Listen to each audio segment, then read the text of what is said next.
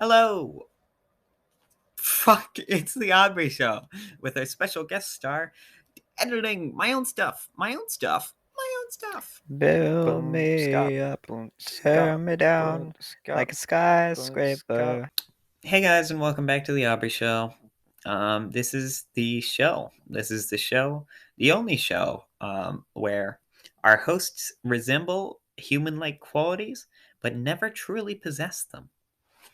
I'm your host, Aubrey, and I haven't done anything interesting today. Most interesting thing I've done is avoid doing actual editing on power lines and not trees. So I'm going to catch up on that today, and maybe you'll learn something. Maybe you won't. You probably won't. This episode might be a dud. Who knows? But let's see what we can learn from just me editing. There's nothing interesting about this, for the record. It's just this. Let's go. Okay, so what we got here is my first piece. That scene. The thing about scene is that it is honestly a piece that I'm already really proud of. And I have done a million times over with edits. So I am going to skip scene for now, even though it makes up a very large amount. Yikes. Okay.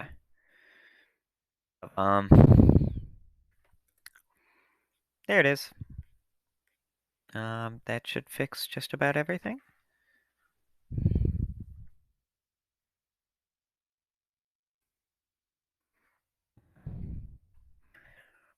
Yep, perfect. Okay. A bump in the night. I'm honestly just thinking of removing because I can't do dances. Is it a different font? No, it's not. It just looks like it is because it's smaller, isn't it? It's size 10. Is it? What is the difference?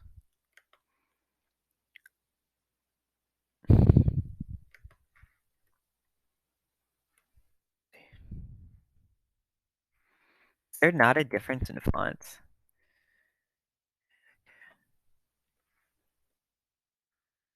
Surely not. So weird. I don't know why it looks so different. That's Jason's piece, so I will hold off on editing it until maybe I can get him around. And we'll see if that's able to ever happen. It might go completely unedited. This is an avant-garde work, showcase. So I am not opposed to just putting somebody's unedited piece on stage. Piece 4 monologue. So I am actually going to run over some of these improv sections just to get clearer wording on what I want. Normally I wouldn't edit these because they aren't exactly to be edited. But, yeah. I mean, if it's simple stuff like this, it works perfectly. Monologuer walks on stage, sits at the front edge, swinging their feet. Swinging their feet and looking at the audience is perfectly descriptive. Father walks on stage and the living room set is lit up. Mother and child doing innocuous tasks. That's perfect. Honestly, this one works great. This piece is entirely improvised. Let's include some suggestions. Just so that if you're a director, you can fire out some suggestions for your actors. Fucking divorce.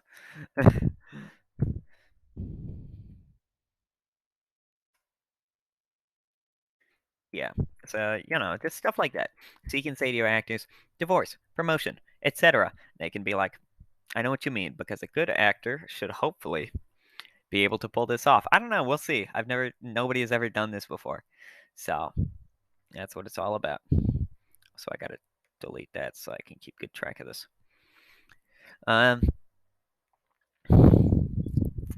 Diatribe. I went a little bit crazy with monologues. Alice under morphine.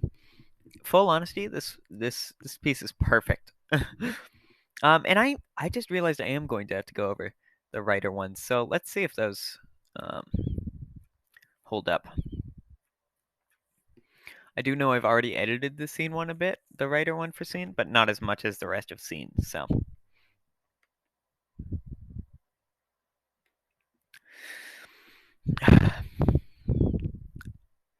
So I can hear it.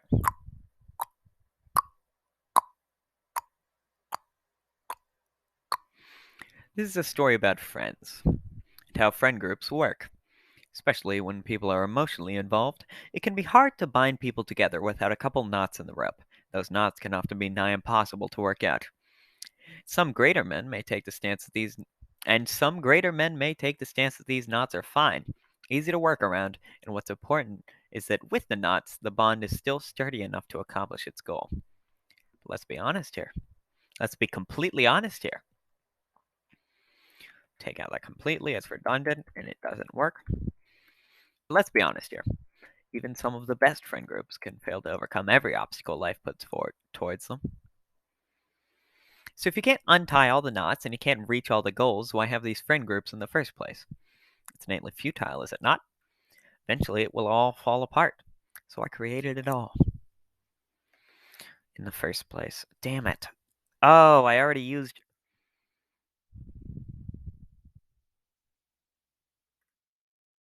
Okay. So why even... And I'm assuming you know exactly why I did that, just in case you can't. Why have these friend groups in the first place? So you don't want to. I was originally, my instinct was to change it too, so why even create them in the first place? But you would be repeating yourself with this, which isn't the worst thing in the world, but it would sound weird. It's innately futile, is it not? So there's likely not gonna, because that's a negative phrase, and this is it's not going. You're not going to risk redundancy with that. Um, so it will all fall apart. Create it at all. It just sounds too similar. It will all and it at all. There's a word of difference there, but innately those two words, it would almost sound less weird if the two words are smashed together. Um, but it probably still wouldn't. It would still probably sound redundant. Either way, you can't really repeat yourself in there, so it's just better to write out something completely new, like create it. It's going to make it a lot more understandable for the audience, just flow the whole thing a little bit smoother. I haven't the faintest. Okay, that's done. So that was good. That was good. Um, Sorry, I'm checking the time. I might actually have to cut this off, just so it doesn't take forever to fucking upload. Sorry. So next writer monologue. These are really just all to like introduce pieces and stuff. I don't know. I feel like you can get it pretty easily. It's based off of what they say. So I'm just editing to make sure that they fulfill their purpose. And when editing, it is important to have that purpose in the mind. What is this piece trying to say? What is the point of this specifically? This specific monologue has its own purpose of explaining what the entire show is about and partially introducing the next piece. All of the writer monologues in general usually just have to do with secretary. So the important thing is to get to the next piece as seamlessly and informatively as possible, but not too informatively. Blah blah blah.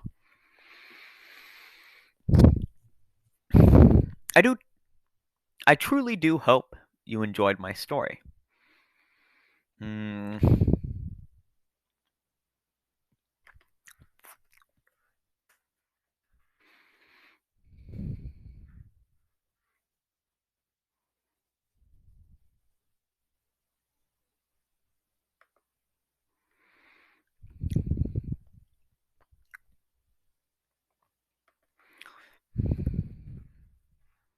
I truly do hope you enjoyed that story, but now that we have an intermission of sorts, I'll take this chance to explain a bit of what has occurred so far and what will occur for the runtime of this show.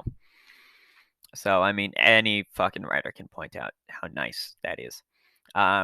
Repeating that one word, it doesn't feel redundant a lot of the time to have one word rhythm.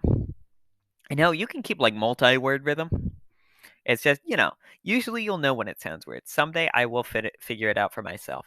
I think that it's mostly when you slightly alter it so that it's less rhythmic and it feels more accidental redundancy. You know, if you tell a sentence and then you tell the exact same sentence later on in the script, it sounds fucking great because it's like a callback. If you tell the sentence and you tell a slightly different version later on in the script, it just feels weird and redundant and stupid and not a callback. And nobody likes not a callbacks. Marvel movies have told us that. What was I saying? The state of theater, as I see it, it is in a better place than it has been for forever, I suppose.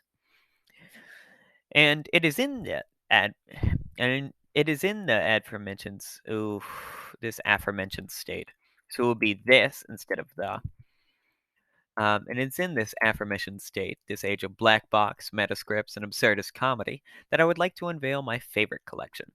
A series of shorter stage plays, games, and skits that explore the boundaries of theater and how convoluted a piece can get before it becomes absolutely indecipherable as art and ends up just a session of gimmick-injected masturbation performed on stage.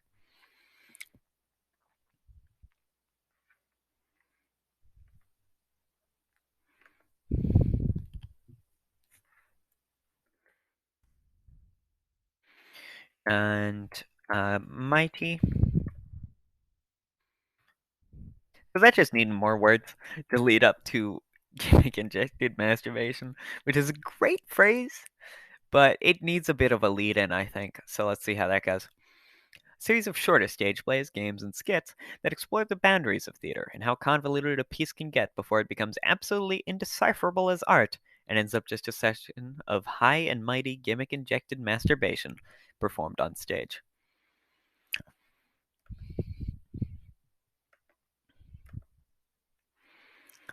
Okay, I don't know about that.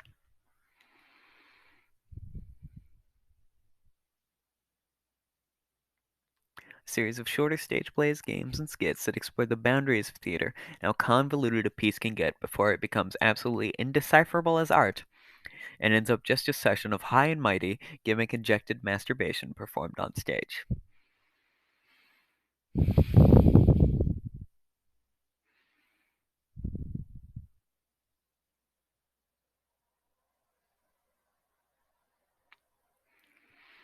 Gimmick injected masturbation with a hostage crowd. Nah, I kind of like it how it is. It'll work. It'll work. And in case you're wondering if I'm not allowed to use masturbation in a school perform script, I don't know yet. Personally, I feel like this is probably the most acceptable use of it because, you can refer to it as a, yeah, it's not like a necessarily sexual act in this context. Can you not, cats? God, they're getting everything furry. That's life. Okay, sorry. I take a pregnant pause. I love the term pregnant pause. That does need to be in these though parentheses. Anyhow, as all those with a great pair of as all those with a pair of eyes can tell, we reside in the dark. So why not take advantage? It is with great nerves that I present my next piece, Bump of the Night. Yeah, no. Love the idea of using a Will Wood song and of all types of choreography, but I don't know about that. Writer. The dark is an odd fear, given it's a near constant in life. But I suppose there's no speaking to logic when it comes to the human mind, and I can see no better remark than to introduce and I can see no better remark than that to introduce our next and I can see no better remark than that to introduce our next piece. The first written by one other than I. Okay, and I can see no better remark than that to introduce our next piece. The first written by one other than I.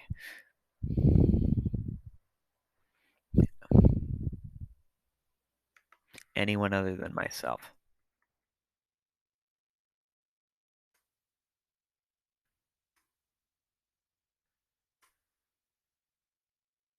Introducing the absurd mind of Jason Casazza, shown through the performance entitled Artificial. Perfection. And I'm really excited to see that one performed on stage. It had some hype when it originally got written, and it just never really got there because, you know, Jason. Um,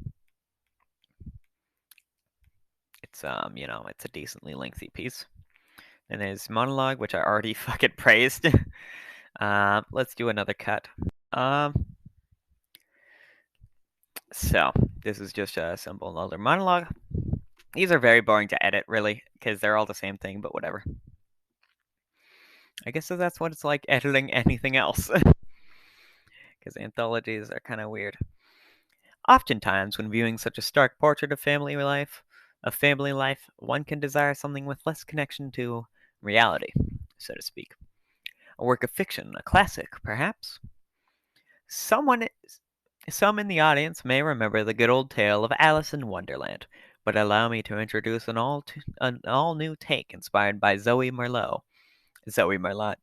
and pinned by both myself and the great Ethan Dunn Stewart. Alice Under Morphine. Okay. Um, that works. I like that. It's quick, simple, gets the point across. Quite like Alice Under Morphine. And I think I might want to team up with Ethan if I actually want to edit that, because I could totally do it. And then this is where it gets kind of fun for me. That was a commentary on capitalism. How blunt! Speaking of commentaries, here's one on the state of the two-party system, which is just the perfect transition. Totally works. And now we have our first actual piece that I will be editing. It's piece 6, a commentary on the two-party system. The set consists of 2 podiums center stage, one green and the other purple. Okay, so what I'm going to do is I'm going to edit this, and then I'm going to come back and talk about the things I had to edit and why I had to do it. I ran through the whole skit, and the thing is, it is a skit. I mean, it's a commentary, like satire, whatever the fuck you want to call it. Point is, it's not super heavy on the writing, but I ran through the whole thing. What you got to do is you just got to say it aloud, see if it flows. It completely flew. You know, it totally worked. Um, so yeah, I think it's good. I don't know. I might run this by extra writers and just see if they have anything to say about it, because that's a lot more on the nitty gritty end. But no obvious mistakes. It's one grammar mistake, but whatever. So now we move on to the new writer monologue. Okay.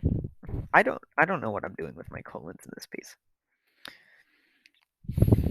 So he just goes, I don't know about you guys, but that purple guy seemed like a trustworthy, down to earth kind of guy. No, there's too many guys.